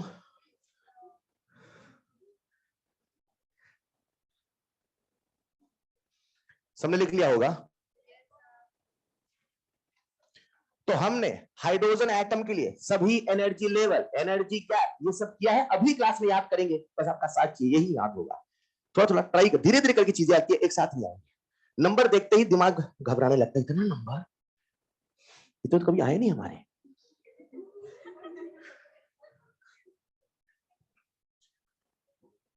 आपने बहुत अच्छी पढ़ाई करी है, राइट? सभी फेजेस में आप हमेशा सबसे ऊपर थे, नहीं समझ पाए। हमेशा अपने आप को कमी क्यों आंकते आप? हैं आप कहते सब बकवास है, मैं कहता हूं सब खास। अरे आप नहीं समझ पाया। हमेशा अपने बारे में पढ़ाई नहीं करी सर। कैसे नहीं पढ़ाई करी आपने? नंबर कैसे आते? एवरेज मार्किंग सबसे अच्छे थे। हेलो, इसका सिंपल मतलब है दुनिया नहीं पढ़ रही तो हम उनमें भी अच्छे पढ़ रहे हैं। लिख लिया होगा आप सबने। सर आप बड़ा ही करते हैं कि लिख लिया होगा आपने। चलिए प्यारे बच्चों, एक बच्चा मुझसे कहता है सर, क्या कहता है? इसे मिटा दूं? बहुत सारे सवाल हैं, बस एक छोटा सा पॉइंट और डिस्कस कर रहा हूं। मिटाऊंगा इसे, मिटा दूं ना? चलिए, एक बच्चा कहता है सर यार अभी तक हमने कितने पॉइंट पढ़ लिए? Number 1 radius, number 2, number 3। एक बच्चा कहता है सर, क्या कहता है? आपने हमें एनर्जी का एक फॉर्मूला रटवाया था। एनर्जी का एक फॉर्मूला, लेट्स इमेजिन, क्या था बता दो? 13.6 into z square upon n square ev पर। सर हमेशा ईवी में कोई जरूरी है क्या? मैंने कहा कोई हमेशा एक आइटम में कोई जरूरी है क्या? अक्सर जो न्यूमेरिकल में यूज होता है, ऑफ कोर्स ऐसे सवाल नहीं आते हैं, आपको आवश्यकता है याद हो जाए बहुत अच्छी बात, ना याद हो कोई दिक्कत नहीं है, पर अक्सर सवाल जो आते हैं और आपको हो सकता है रेस में मिले उस चक्कर में मैं क्या करता हूं, इसे पर मोल में कन्वर्ट कर रहा हूं। किस में कन्वर्ट कर रहा हूं? तो जब इस एनर्जी को हम पर मोल में कन्वर्ट करते हैं और किलो जूल में, और किलो जूल में, ये फॉर्मूला हो जाता है -1312। कितना आसान है, 13 12। अरे अब याद रखें ना, 12 13 है। 1312 into z square upon n square kilo joule पर मोल। और वहीं पे जब इसी को हम लिखते हैं किलो कैलोरी में, किसमें लिखते हैं? तो ये एनर्जी हो जाती है -31 36। ऐसे याद करो, फिर 313.6, 31 36। यहाँ क्या था? 13 12। यहाँ था 31 36। याद रहेगा ना? ये कन्वर्ट हो जाएगा प्यारे बच्चों किसमें? Into Z square upon n square kilocalorie per mole. चलेगा? Next star. Again again again याद हो जाए बहुत अच्छी बात, नहीं तो कोई जरूरत नहीं है, मैंने सारी कंसेप्ट आपको एक ही फॉर्मूले से बताया और वही काम का है। ये याद हो जाए तो अच्छी बात, नहीं तो भी चलेगा।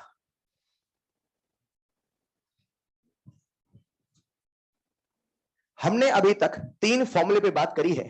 बहुत सारे सवाल आपका इंतजार कर रहे हैं इन सभी कंसेप्ट को आत्मसात कराने के लिए, लेकिन एक छोटा सा पॉइंट और मैं आपसे डिस्कस करना चाहता हूं। कर लो क्या? यार एक वर्ड होता है टाइम पीरियड, समझते हैं? Time period is equal to distance upon velocity, समझते हैं? समझते हैं? बस फिर आप सब समझते हैं। इसे मिटा दूं क्योंकि आप टेबल मिटाने नहीं दे रहे हैं, इसलिए बार बार वो मिटा रहा हूं मैं। सर कॉपी में हमने क्या लिखा पता नहीं चल पाएगा एक्चुअली। चलिए इसे मिटा दूं अभी। चलिए मुझे आप सबका ध्यान चाहिए एक बार फिर से बोर्ड पर प्यारे बच्चों।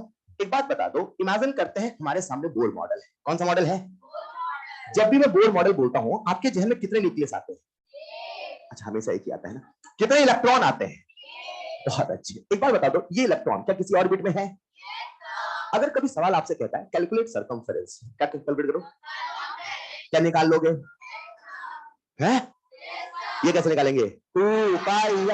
ये आर कैसे निकालेंगे? 0.529 into n square by z। yes or no?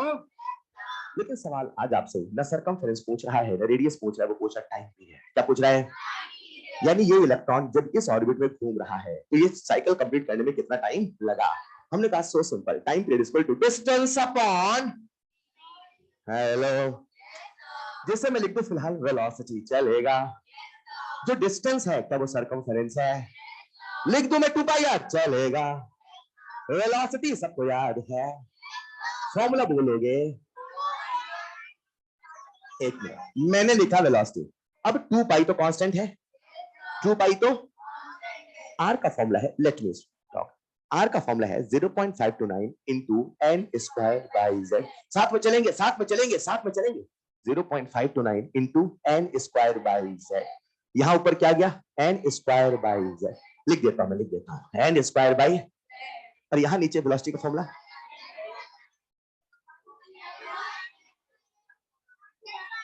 z by N. हाँ या ना? यहां आ गया नीचे z, यहां आ गया ऊपर n। बोलो क्या बनेगा? n cube upon z square. Yes और नो? बाकी सारा पैरामीटर कांस्टेंट होने वाला है। प्रोपोर्शनलिटी के बेसिस पे मैं कह दूं n cube upon z square. मैं लिख देता हूं सीधे, लिख दो क्या? Time period is proportional to n cube upon z square. बोलो हाँ या ना? क्या प्रोपोर्शनलिटी को हटाएंगे, कांस्टेंट के लगाएंगे? जो टाइम पीरियड फॉर्मूला बनता है प्यारे बच्चों वो बनता है 1.5 into 10 की पावर -16। अगेन आपके मॉड्यूल नहीं लिखा है, याद करता है तो अच्छी बात है, वरना प्रोपोर्शनलिटी याद रखना है। Next point, time period.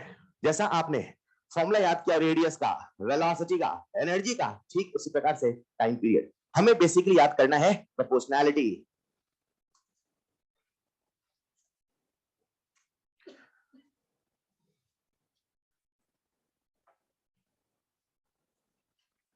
अगर हमने टाइम पीरियड का फॉर्मूला लिख दिया है प्रोपोर्शनैलिटी में, तो क्या आप मुझे फ्रीक्वेंसी की प्रोपोर्शनैलिटी बता देंगे? बता दे जमाने को फ्रीक्वेंसी। क्या बात है, जस्ट उल्टा कर दो क्या? तो फ्रीक्वेंसी इज प्रपोज, एक मिनट, ये इलेक्ट्रोमैग्नेटिक वेव की फ्रीक्वेंसी नहीं है, ये किसकी बात हो रही है? इलेक्ट्रॉन की। किसकी बात हो रही है? इलेक्ट्रोमैग्नेटिक वेव की फ्रीक्वेंसी न्यू बराबर सी बाई लैम्डा। ये किसकी बात हो रही है? इलेक्ट्रॉन की। Is this clear?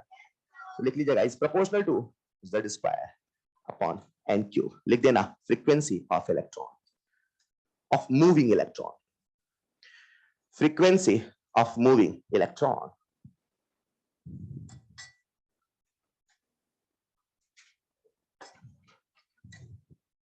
frequency of moving electron। शुरू करें सिलसिला सवालों का। सब लोग तैयार हैं? कितने बच्चों को रेडियस का फॉर्मूला याद है? Raise your hand. वेलोसिटी का फॉर्मूला प्लीज हाथ नीचे लगा रहे। आपको क्लास में याद करना है, उसे बार बार कह रहा हूं, और इन टेबल को याद करना पड़ेगा। पूरे एटॉमिक स्ट्रक्चर में 65% केवल ये टेबल है, केवल ये टेबल। इसे याद कर लिया, आप सारे सवाल बनेंगे कैसे, आइए देखते हैं। लिखिएगा पहला सवाल।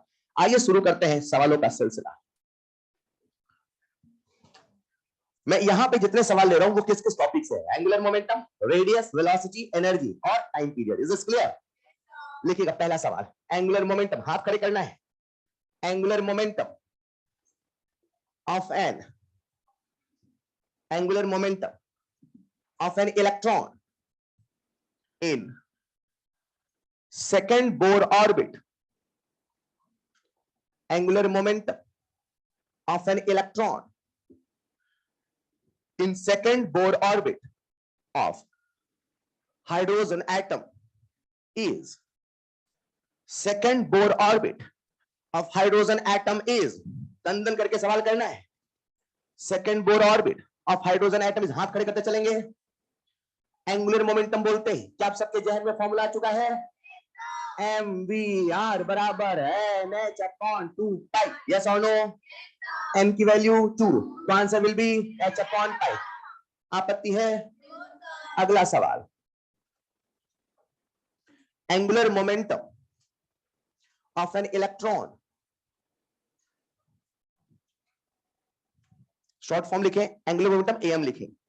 Angular momentum of n electron in second Bohr orbit, in second Bohr orbit of beryllium 3 plus will be, in second Bohr orbit of beryllium 3 plus will be, atom बदल चुका है लेकिन हाइड्रोजन लाइक एटम है। बोलेंगे answer? क्यों क्यों क्यों? Atomic number तो बदल गया। एटॉमिक नंबर के बदलने से एंगुलर मोमेंटम नहीं बदलेगा। Is this clear? फिर से हमारा आंसर होगा h अपॉन, यस और नो? लिखिएगा अगला सवाल, if an electron, if an electron, if an electron excite to first excited state, if an electron excite to first excited state, then calculate change in angular momentum, then calculate change in angular momentum। तो आपको प्यारे बच्चों angular momentum में change बताना है। कितने बच्चों से बन गया? Raise your hand. तूफान गति से करना है, ऐसा नहीं।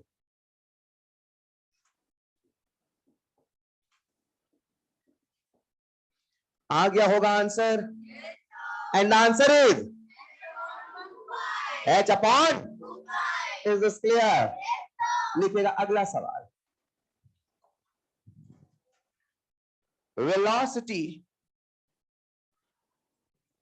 velocity and radius, velocity and radius product is proportional to velocity and radius product, ऐसे लिख लेते, product of velocity and radius is proportional to, पहला ऑप्शन है डायरेक्टली प्रोपोर्शनल टू मास, पहला ऑप्शन है डायरेक्टली प्रोपोर्शनल टू मास, दूसरा ऑप्शन है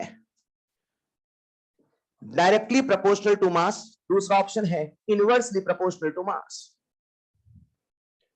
directly proportional to mass और दूसरा ऑप्शन है inversely proportional to mass.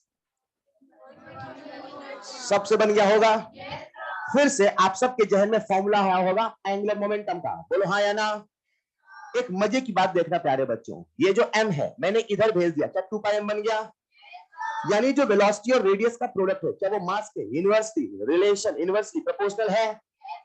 And the best part is क्या n कांस्टेंट है, क्या h कांस्टेंट है? 2 पाई और m भी लगभग कांस्टेंट है, बोलो हाँ या ना।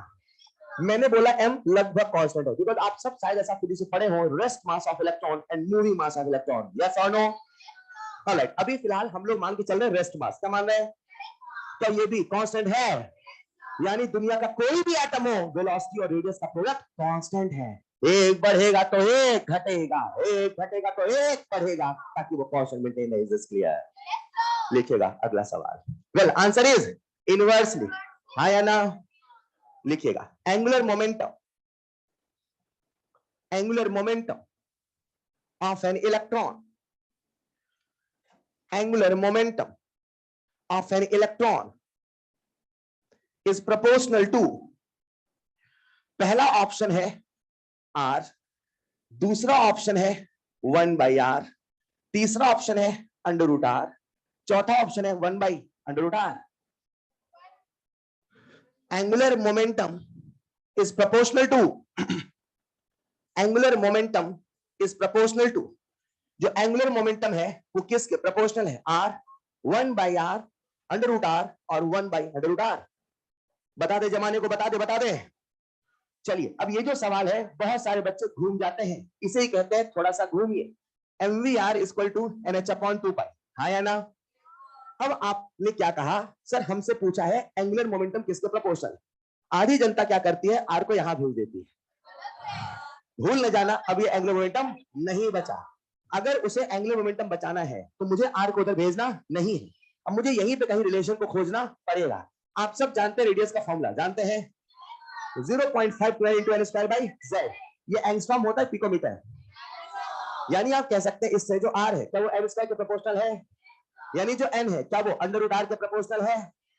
मतलब जहां n है वहां मैं √ लिख सकता हूं, क्वेश्चन साथ बोलो हाँ या ना।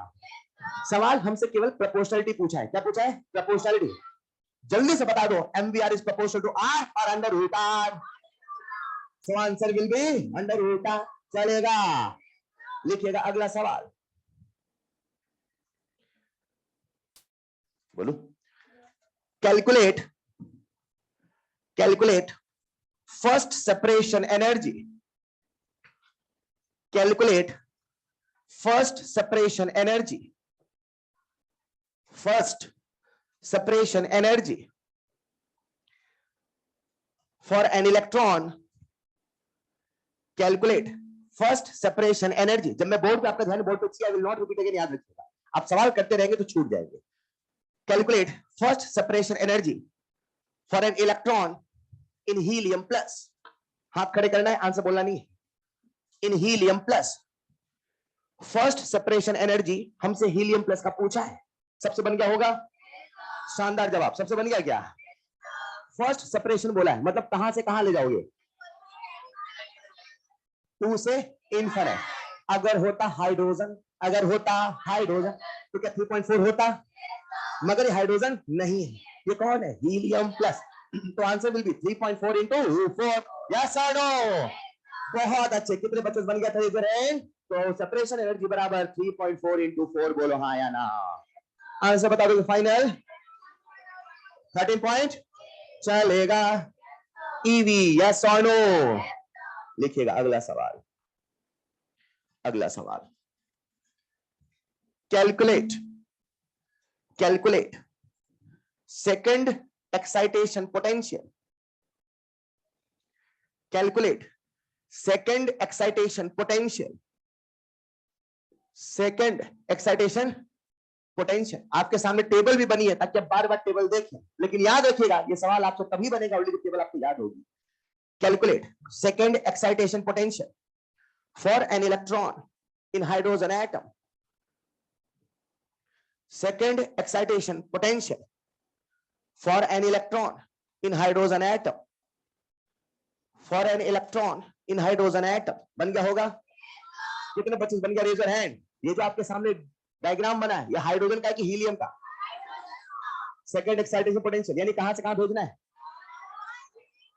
1 से 3, 1 से 3, तो 1 से 3 का गैप पता ना? अब फील भी कर लो अच्छे से। सेकेंड एक्साइटेशन पोटेंशियल यानी n बराबर 3 पे भेजना था, यानी 10.2 और 12.09। यस और नो? आंसर विल बी, बोल दो प्यारे बच्चों, 12.09 eV। यस और नो?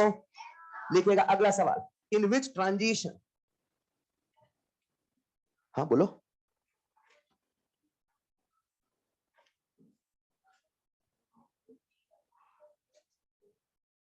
सोचो सोचो सोचो, ठीक है क्या? Of course the best answer will be ये, पर कई बार ये भी बोल जाए तो चलेगा, है ना? जैसा मैंने कहा क्योंकि यहाँ पे ये है, हम लोग इसे पोटेंशियल भी बोलते हैं। यहाँ पे उसका मतलब एनर्जी है, क्योंकि ऐसा आपने पढ़ा होगा इलेक्ट्रॉन को इतने फुट एक्सेलरेट किया एंड ऑल दैट। ऐसा कुछ पढ़ा है क्या? फिलहाल ये टर्मिनोलॉजी में कंफ्यूज ना हो, ठीक है? क्या लिख रहे थे? एक सवाल क्या लिखा था? In which transition maximum, in which transition in which transition photon of maximum energy will be released, photon of maximum energy will be released। और आपके सामने है कुछ transition, in which transition photon of maximum energy will be released। n is equal to 5 से n is equal to 6, n is equal to 1 से n is equal to 5, n is equal to 2 से n is equal to 3, and the last one is n is equal to 2 से n is equal to 1। पक्का? अगर कहीं पे 1 से 2 आ गया, कौन आ गया? 1 से 2, तो उससे बड़ा गैप शायद कोई नहीं है, बोलो हाँ या ना? 1 से 2 का गैप अकेला ही 10.2 था और बाकी सब मिला के होते थे 3.4। यस और नो? तो अगर कभी इलेक्ट्रॉन 1 पे आया, कहां आया? 1 पे, थोड़ा फील करना, मतलब 10.2 तो हमेशा से जुड़ेगा, और कहीं ऊपर से आया तो और जुड़ेगा, पर 2 से भी आया 10.2 तो जुड़ेगा, बोलो हाँ या ना? और एक एक करके देखते हैं। फिलहाल 5 to 6, 5 to 6 नीचे से ऊपर कि ऊपर से नीचे? रिलीज होने का सवाल है, इसमें रिलीज नहीं होगा। यस और नो? इसमें आते 1 से 5 एब्जॉर्ब होगा, हाँ या ना? एक मिनट, जब आया 5 से 6 क्या यहाँ पे भी एब्जॉर्ब होगा? 1 से 5 क्या यहाँ पे भी एब्जॉर्ब होगा? आपसे बोला रिलीज, क्या बोला है? रिलीज। तो रिलीज होने का शायद 2 ही ऑप्शन है, एक ही ऑप्शन है, ये भी ऑप्शन नहीं है, इसलिए आपने कहा आंसर यही होगा, बोलो हाँ या ना? लिखिएगा एक और सवाल, right the order of energy. आपको एनर्जी का ऑर्डर बताना है, ठीक है? E1, E2, E3, E4। अपना ऑर्डर सोच के चले, इंक्रीजिंग डिक्रीजिंग जो भी अच्छा लगे, डिक्रीजिंग लिख लो वैसे। दूसरा है KE1, KE2, KE3, KE4। तीसरा है PE1, PE2, PE3, P4। चौथा है E2 minus E1, E3 minus E1, E4 minus E1 and E5 minus E1। आपको यहां पे ऑर्डर बताना है, इंक्रीजिंग या डिक्रीजिंग। मैं आपसे रिक्वेस्ट करूंगा एक बार आप वैल्यूज याद करते चले तो मजा ही आ जाए। जब आप ऑर्डर लिख रहे हो तो मन में वैल्यूज रिपीट कर रहे हैं।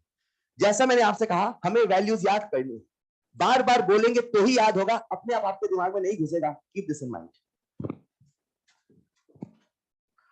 नेक्स्ट पॉइंट पे है E1, E2, E2, E3 and E3, E100। आपको यहां पे ऑर्डर बताना है, इंक्रीजिंग डिक्रीजिंग सुविधा अनुसार देख सकते हैं।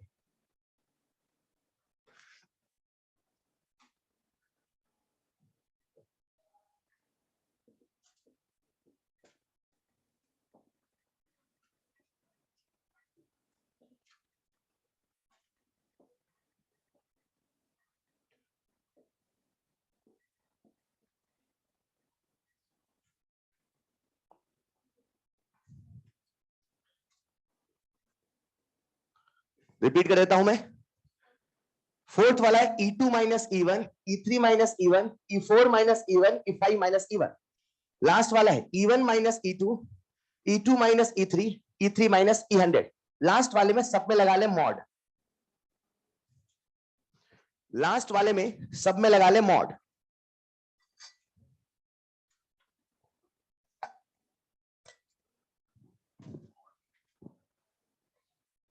चलिए सबने सोच लिया होगा।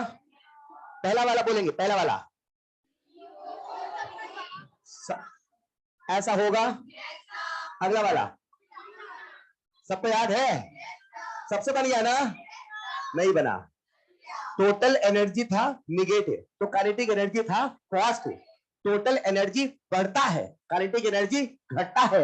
न्यूक्लियस से जितना दूर इलेक्ट्रॉन जाता है उसकी वेलोसिटी घटती है, इसीलिए काइनेटिक एनर्जी भी घटता है। यस और नो? बहुत अच्छे। पोटेंशियल एनर्जी, एक मिनट, पोटेंशियल एनर्जी क्या टोटल एनर्जी का दुगना हुआ करता था? अब याद कर लो, एक बार मल्टीप्लाई किया होगा आपको याद होगा, और जैसे मल्टीप्लाई नहीं किया होगा उसे याद है मैंने मल्टीप्लाई कहां किया था? 13.6 into 27.2 आया, यानी जो P है उसे करते दुगना, बोलो हाँ या ना। बहुत बढ़िया। ऑर्डर विल बी बिल्कुल सेम लाइक टोटल एनर्जी होगा, यहां बताएंगे E2 माइनस E1 ग्रेटर। अच्छा ऐसा होगा क्या? अरे 5 से 1 और बड़ा गैप, 4 से 1 छोटा गैप, 3 से 2 1, 3 से 1 1 आ चुका है, तो सब में 10.2 प्लस समथिंग जुड़ रहा है ना यार। नहीं समझ पाए, देखना आपसे बोला है 5 से 1, तो 5 से 1 कहां बना है? 5 1 2 3 4 5 दिख रहा सबको? 5 से 1 इतना बड़ा गैप है कि नहीं है? 4 से इतना बड़ा, इतना सबसे बड़ी लाइन कहां है? तो जब भी 1 जुड़ेगा वहां पे बहुत बड़ा गैप होगा, यस और नो?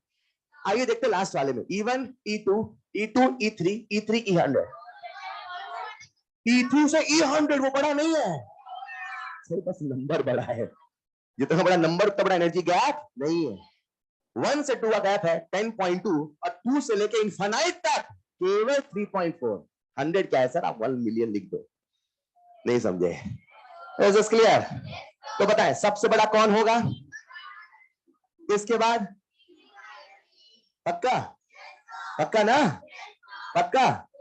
अब थोड़ा दिमाग लगा लो, ठीक है? E2 E3 का अब ऐसे सुनना, E1 अब दिमाग लगाना है, E1 से E2 क्या बोला मैंने? कितना गैप हुआ? 10.2। अब आपको पता है E2 से E इनफाइनाइट कितना है? 3.4। उसमें अब आपको प्यारे बच्चों E2 से E3 याद है 1.89, 1 पॉइंट। तो अपनी सांत्वना के लिए देख लो, 2 से 3 इतना है, 2 से 3 इतना है, कितना बचा? 1.89। ये वाला गैप हो गया, इसकी एनर्जी कितनी है? 1.51। तो 1.51 से इंफिनिटी कितना होगा? 1.51।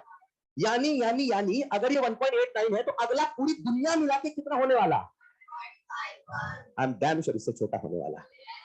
कभी कभी सवाल मजे भी लेता है, इसलिए उसके बाद फिर आपको सोचना पड़ेगा थोड़ा सा। Is this clear? फिलहाल वो सोचे बिना आपने जवाब दे दिया था, आंसर आता सही था। तो आंसर विल बी सबसे ज्यादा ये, फिर उसके बाद ये, फिर उसके बाद ये। चलेगा? क्या मैंने और उल्टा तो नहीं लिखा? चलेगा। एक और सवाल लिखिएगा, बिल तो नहीं हुई ना अभी। इन which case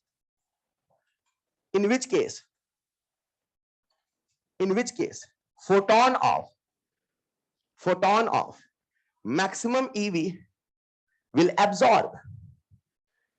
In which case photon of, ये लिखा है, maximum EV will absorb?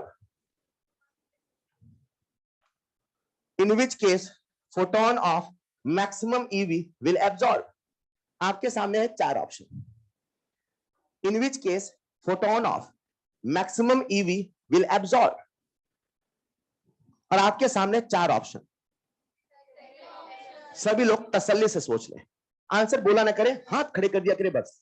जब मैं एक साथ पूछूं फिर एक साथ बोलेंगे, ताकि पूरी क्लास एक बार सिंक्रोनाइज हो जाए, सबकी स्पीड सेम हो जाए। सबने सोच लिया होगा? सबने सोच लिया? अब बोलेंगे आंसर। पक्का? 1 से 2 एब्जॉर्ब होगा, रिलीज, मतलब ये भी ऑप्शन हो सकता है। इन ऑप्शन में हमेशा ही देख लिया करो कहीं कोई रिलीज वाला तो नहीं फालतू फंसा रखा है, वो तो ऐसी साइड होगा, ठीक है? हमसे पूछा एब्जॉर्ब, हाँ ये एब्जॉर्ब होगा, देखते आंसर होगा नहीं होगा बात की बात। फिर आते इसमें एब्जॉर्ब होगा 10 से 1, तो इसको तो हटा ही दो, समझ पाएगा? यहाँ आ जाओ 2 से था एब्जॉर्ब तो होगा। अब देखते हैं मैक्सिमम कहां एब्जॉर्ब होगा। सबसे बड़ा गैप, अब सुनो, जहां 1 लिख गया, जहां 1 तो अपने आप उसमें 10.2 समथिंग जुड़ गया।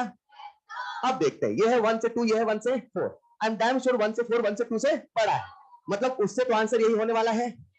अब यहां देखते हैं, ये क्या 2 से 2000। अब मुझे पता है 1 से 4, 1 से 4, अरे 1 से 2 अकेला 10.2 होता है, सारी दुनिया जोड़ दो 3.4 होता है, तो ये तो 10.2 से बड़ा है। और आपको शायद इसका गैप भी याद है, याद करो। सबसे पहले 10.2, फिर 12.09, फिर 12.75 है, बोलो ना। तो इसका मुझे गैप याद है 12.75, पर आपको नहीं याद था, इतना तो याद था ना 1 से 2 10.2 है, तो 10.2 में कुछ और जुड़ेगा, तो ये तो 2 के बाद 2 है, 3.4 से छोटा ही होने वाला है। I am damn sure answer यही होने वाला है। Is this clear? एक बच्चे ने मुझसे पिछले सवाल में फिर से कहा सर रिपीट कर दीजिए, उनका ध्यान नहीं रहा होगा, कहीं होते भटक जाता है, ध्यान है ना, फिर सुनिएगा। ये हमारे सामने E1 से E2 10.2 हम सबको याद है पहले से। फिर मैंने कहा अगर कभी उसके अलावा कुछ हो रहा है, एक बार कंपेयर कर लिया करो। जैसे आज सिंपल नंबर था 2 से 3, क्या पता 3 से 4 होता, और वहां होता 4 से 1000 तक, फिर आपको सोचना पड़ता है। तो जैसे मैंने कहा E2 से 3 है, तो E2 से 3 का गैप कितना होगा? 1.89, ये आपको याद है। 10.2 1.89, उसके बाद 0.66, उसके बाद 0.31, 0.6 का आधा कर दो ना, उसके बाद आगे चलता है, फिर 3 का आधा 16 15 है ना, फिर उसके बाद 0.1, ऐसा करके रिलेट करना है। अब ये हो गया 1.89, मुझे पता है 2 से इन्फिनिटी कितना होने वाला है? 3.4। तो जब 2 से 3 अकेला 1.89 है, 2 से 3 अकेला 1.89, तो ये कितना बचने वाला है? 1.5। यानी आप 3 के बाद कितना भी जोड़ते इन्फिनिटी तक, मैक्सिमम कितना होगा? 1.5। ये तो इन्फिनिटी तक है ही नहीं, 100 तक है, 1.5 तो छोटा ही होगा। नहीं समझे? चलेगा। एक और सवाल आपका वेट कर रहा है, प्यारे बच्चों, लिखिएगा। बोलूं क्या? लिखिएगा। इफ आयोनाइजेशन पोटेंशियल ऑफ, थक गए, if ionization potential of, ionization potential of, कौन सा potential? Of hypothetical atom, if ionization potential of hypothetical atom is 18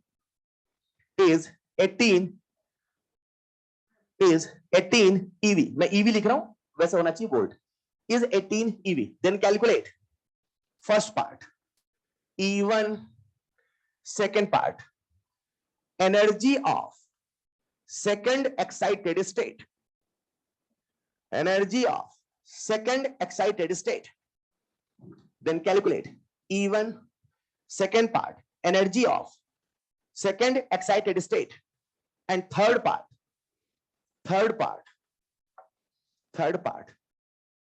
energy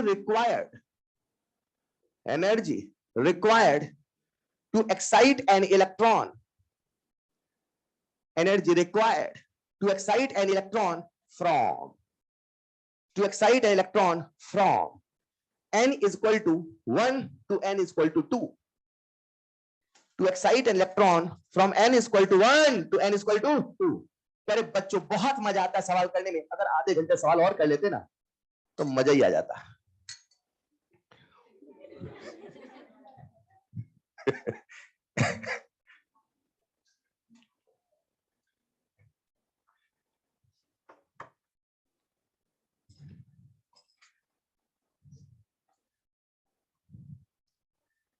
कहते हैं माइंड को जैसा इंस्ट्रक्शन दे वैसा ही होता है। डोंट से प्रॉब्लम से मजा नहीं आता है, से वाह सवाल।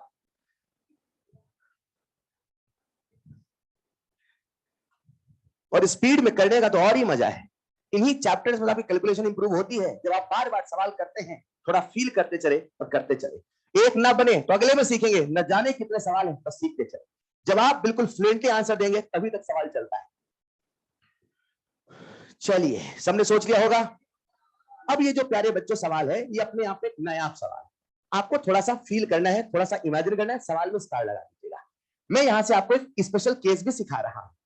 ये जो सवाल है प्यारे बच्चों, हमें यहां इन्होंने आयोनाइजेशन पोटेंशियल दिया है। क्या दिया है? तो समझना पड़ेगा, यानी कि n बराबर 1 से n बराबर इंफिनिटी भेज देगी, इस एटम की एनर्जी कितनी है? 18। हेलो, यानी कि फर्स्ट ऑर्बिट की एनर्जी कितनी है? -18 eV।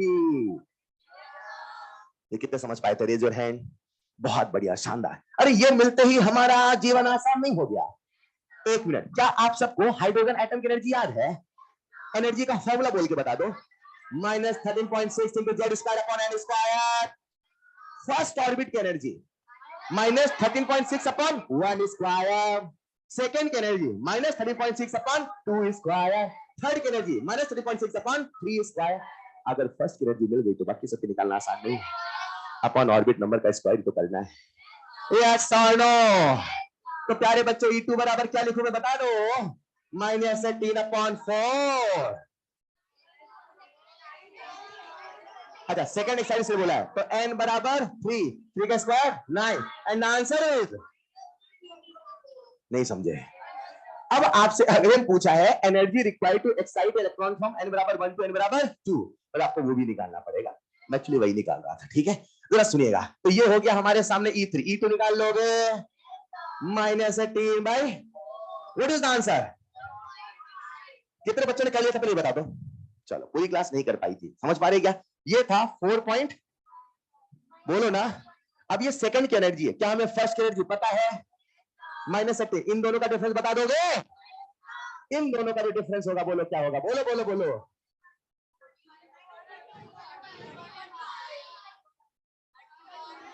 सब लोग कर लेंगे क्या? कल भी आपके बैच में क्लास है ना? तो ये सवालों का सिलसिला अभी बहुत लंबा है, अभी 40 मिनट तक सवाल और हैं जो हम करेंगे नेक्स्ट क्लास में। Is this clear? और जैसा मैंने आपसे पहले कहा था, आपका पेपर का सिलेबस है टिल लास्ट लेक्चर, जितना हम कल तक करेंगे वो सारा सिलेबस है। हेलो, ठीक है क्या? हाँ हाँ, कल तक जितना करेंगे वो लास्ट लेक्चर तक जितना है वही आपका पेपर सिलेबस। ये ना सोचना ये देते नहीं है पेपर लास्ट लेक्चर तक, पहली वाला देते हैं। तो दिल हो गया ना? अभी आपका होमवर्क रहेगा, आपसे रिक्वेस्ट है, जो होमवर्क दे रहा हूँ आज प्लीज करेंगे। जब भी मैं कुछ कहता हूँ उनके पीछे एक वजह होती है, आप प्लीज क्या करें, अपना दिमाग नहीं लगाए करें, बस एग्जाम में लगाए, जहां आप नहीं लगाते हैं। आपका होमवर्क रहेगा number 1, learn, revise, memorise, do whatever needed do, but learn this table. ये जो टेबल आपके सामने बनी है, इसे आपको रट के आना है। कैसे आना है? कैसे आना है? रटने का तरीका आपको बताया है, सुबह दोपहर शाम, खाना खाने के पहले। तो आज रूम पे जाते सबसे पहले आप क्या करेंगे? गुड, आपने अच्छा वो बोला नहीं खाना खाएंगे, है ना? खाना खाने के पहले भी तो बोला है ना? तो खाना खाने के पहले, खाना खाने के बाद, इसे लिख लिख के याद करेंगे। एक बार आपकी उंगलियों पे आएगा, सारे सवाल दनादन बनेंगे। Is clear? रिमेनिंग सवाल हम करेंगे कल की क्लास में। आपका होमवर्क रहेगा आज लेक्चर, ये तो नंबर 1 सबसे पहले काम करना है, ये कर लिया तो सब हो जाएगा। नंबर 2, अगर आपके पास टाइम हो, आपके पास अगर समय हो, तो एक बार एटॉमिक स्ट्रक्चर मॉड्यूल से बोर मॉडल के सवाल लगाने स्टार्ट कर देंगे। हालांकि मैंने सवाल अभी रेडियस के नहीं कराया, वेलोसिटी, अभी एनर्जी के बहुत सारे सवाल, फिर भी आप चाहें तो शुरू कर सकते हैं, चलेगा क्या? और जो भी पुराना होमवर्क हो उसे खत्म करिएगा। दैट्स ऑल फॉर टुडे, मिलते हैं नेक्स्ट क्लास में। Thank you so much.